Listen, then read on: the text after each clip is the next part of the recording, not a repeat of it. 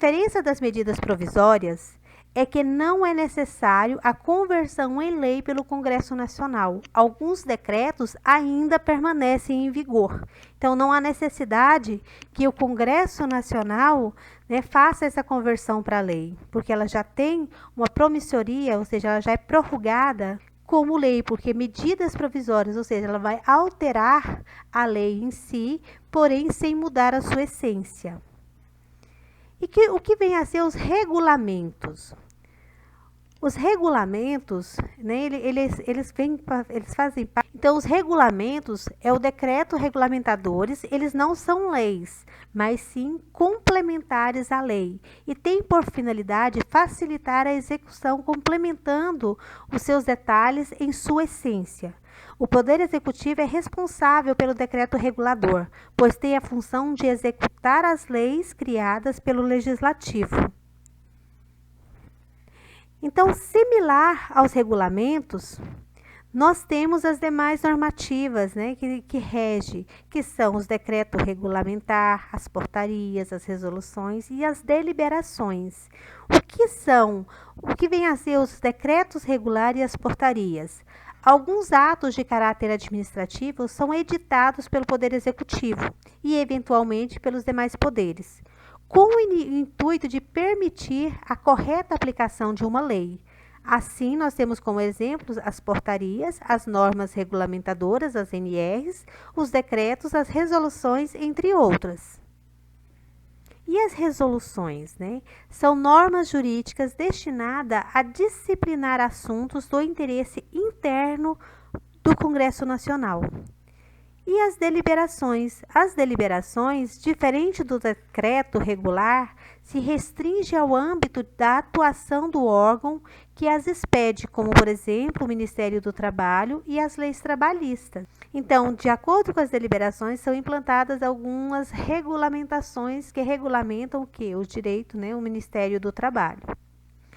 E de acordo com cada lei, né, com cada necessidade, vão se fazendo as suas modificações, as suas complementações, as suas emendas, sem mudar a essência da lei.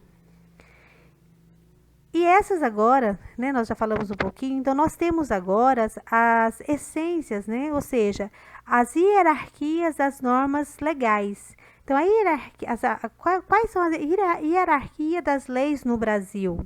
Segundo a hoje, a Organização Internacional do Trabalho, né? Então, vem ser a Constituição, que nós já falamos lá atrás, a Constituição de 1988, perdão. A emenda constitucional, que ela é realizada pelas convenções da Organização Internacional do Trabalho e são ratificadas por elas. As leis complementares, as leis ordinárias ou o código, né, que vem a ser a CLT ou a lei delegada, o decreto legislativo, as resoluções, como o PL autoriza, ou seja, são elaboradas pela lei delegada, o ato administrativo, as portarias nas normas regulamentadoras, nas NRs, as resoluções de autarquias, que vem a ser o que rege o nosso trabalho. Nós precisamos prestar contas e obedecer à linha, à risca, o Corém, COFEM, nós temos a Anvisa, entre outros. E também possui os contratos, que são feitos esporadicamente. Então, agora nós vamos estar relembrando um pouquinho sobre as normas regulamentadoras que foi regulamentada pela Lei 6.514, referente às leis trabalhistas direcionadas à segurança e saúde, segurança e medicina do trabalho.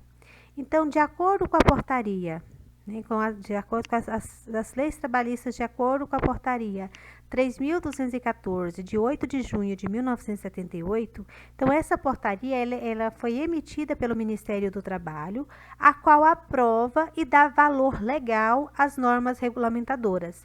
Então, as NR só surgiu após a emissão e a aprovação da portaria número 3.214 de 1978. E após essa portaria ser regida e ser aprovada, se deu sequência na Lei número 6.514, de dezembro de 77, que foi referente, que ela foi direcionada à consolidação das leis trabalhistas. Então, nas leis trabalhistas, elas foi criadas, primeiramente, a portaria de número 3.214 de 78, após foi criada a lei número 6.514 de dezembro de 77, que assim se criou-se as CLTs e, com isso, as normas regulamentadoras. Só após a criação desta portaria de 78 que foi regida e aprovada legalmente as normas regulamentadoras. A portaria número 3.214, de 8 de junho de 78, o que traz para a gente essa norma? O que traz essa portaria? As normas regulamentadoras entraram em vigor após a aprovação desta portaria e a elaboração dessas normas é responsabilidade tripartite. O que vem a ser uma responsabilidade tripartite? É onde tem todos em conjunto, trabalhadores, empresas e governo. Quem faz parte desse montante? Dos trabalhadores, nós temos os sindicatos. Das empresas, nós temos a Confederação do Comércio, Indústria e da Agricultura. E do governo, temos o Ministério do Trabalho, os bombeiros, a Fundacentro, entre outras.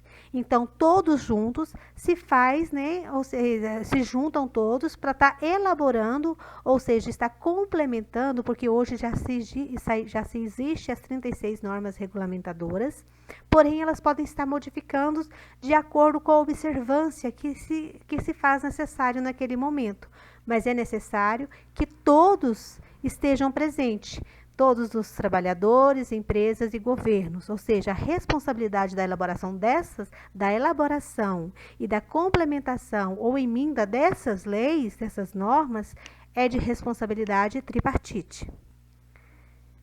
Quais foram as fontes das leis trabalhistas? De onde que surgiu? Porque nós temos as CLTs, as normas regulamentadoras, mas elas surgiram de onde?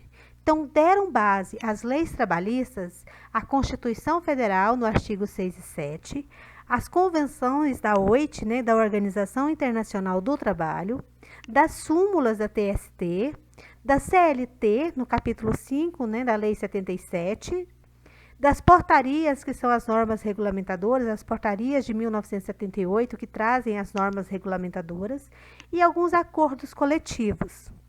Quanto à Constituição Federal, que nós vimos que os artigos 6 e 7 deram base para se desenvolver essas leis trabalhistas, o artigo 6 da Constituição Federal fala que são direitos sociais e a educação, a saúde, o trabalho, a moradia, ao lazer, a segurança, a previdência social, a proteção à maternidade e à infância, a assistência aos desamparos na forma dessa Constituição.